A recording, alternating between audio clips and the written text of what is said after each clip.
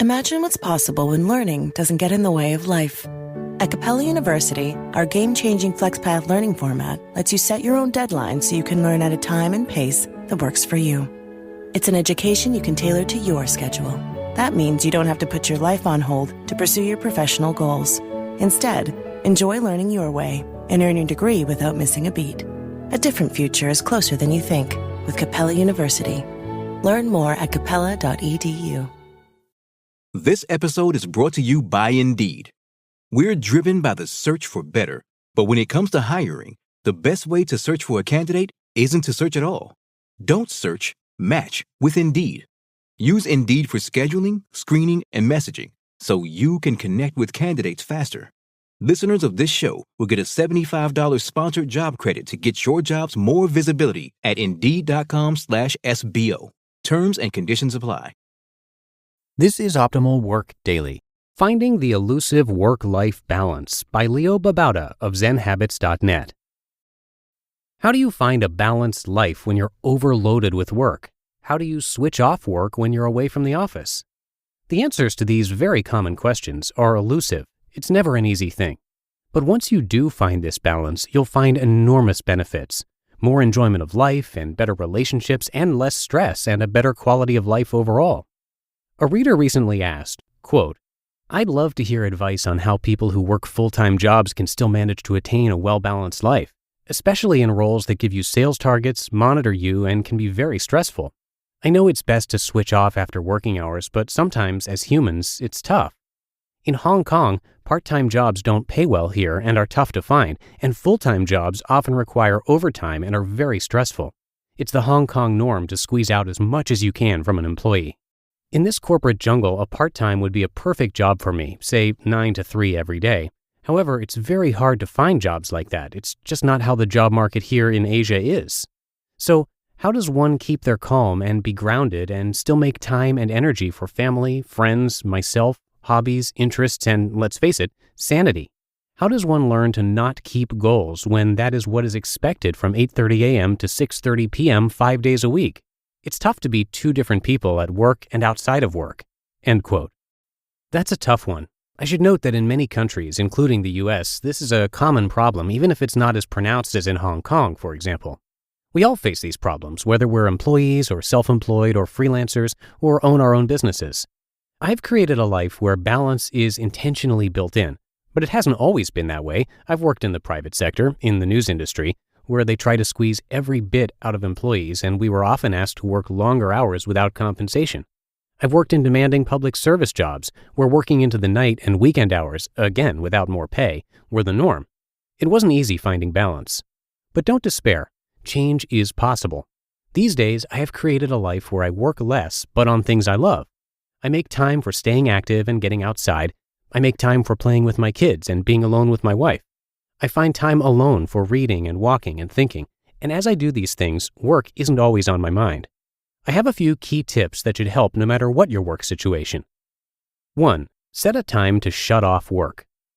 Working all day and night means you are nothing but your job. Your life belongs to your employer, or if you're the employer, then your life belongs to your employees or customers. Take ownership of your life. Find variety and ways to burn off stress and find enjoyment in life. Start by setting a time each day when you shut off work, whether that's 5 p.m. or 5:30 or 6 or 7 or 9 p.m. Some of you can set it even earlier if you start earlier, say 4 p.m. or something like that. Set that time and make it happen. After that shut-off time, you will not do work or check email or think about work. 2. Find something to immerse yourself in after work. What do you love doing besides work? Do you love to read or run or play sports or hang out with friends or play with your kids or build model ships or play games? If you don't already have a passion, then pick something that sounds fun and give it a try. It doesn't have to be expensive. It could be as simple as hiking around your neighborhood or volunteering at a charity or helping friends with household projects. Schedule it as soon after work as possible, and while you're doing it, try to completely immerse yourself. Don't think about work. Only think about the after-work activity. 3. Learn to be mindful and present. It's not easy to just switch your mind off work, but it is a skill you can learn over time. The way to learn this isn't to try to block work from your mind. It's to learn to bring your mind back to whatever you're doing after work.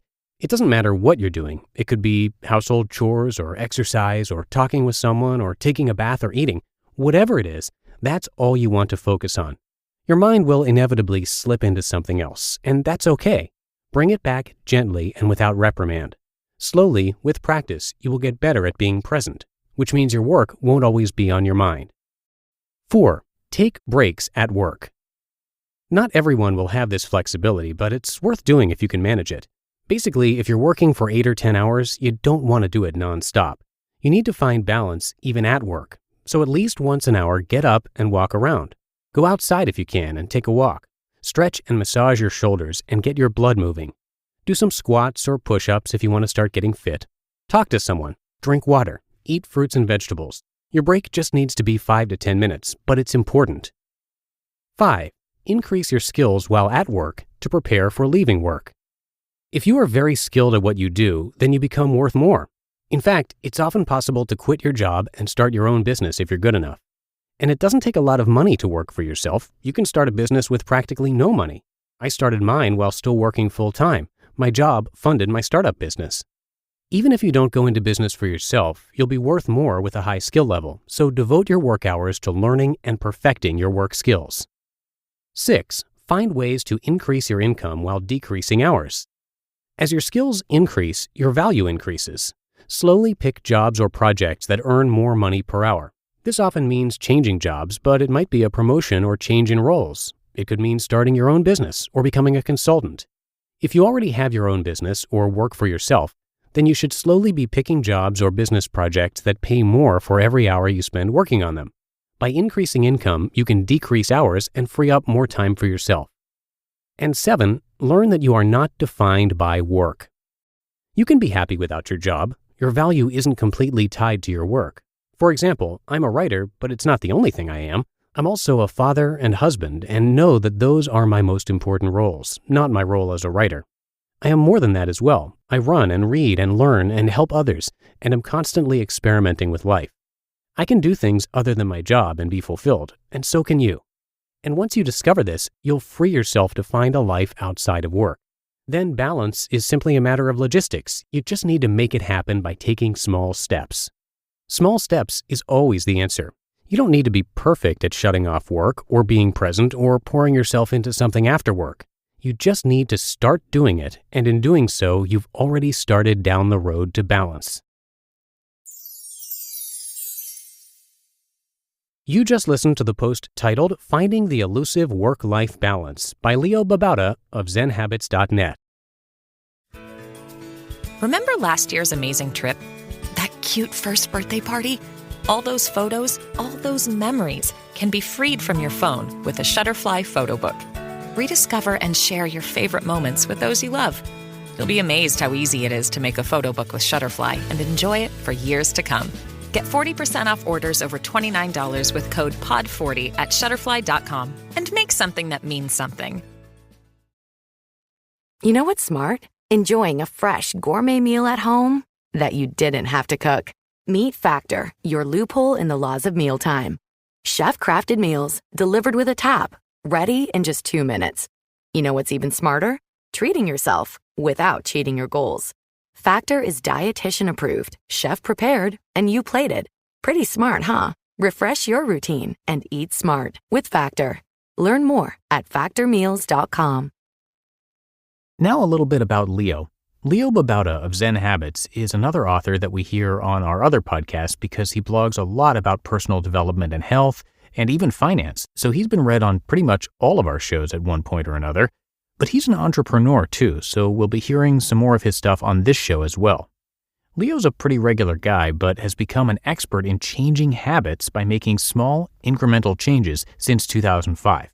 He's originally from Guam, an overweight smoker who was barely making enough money to support his big family. He's got 6 kids, and he turned all of that around, blogging about it throughout the process. He now lives in San Francisco quite comfortably, and he's in charge of how and when he works. It's a great story, and you can check it out at zenhabits.net. And again, to hear his work being narrated across a couple of our shows, check out all of our other podcasts by searching for Optimal Living Daily wherever you're hearing this. But I think that does it for today. I appreciate you being here and subscribing to the show, and have a great rest of your day. I will, of course, see you back here tomorrow, and that's where your optimal life awaits.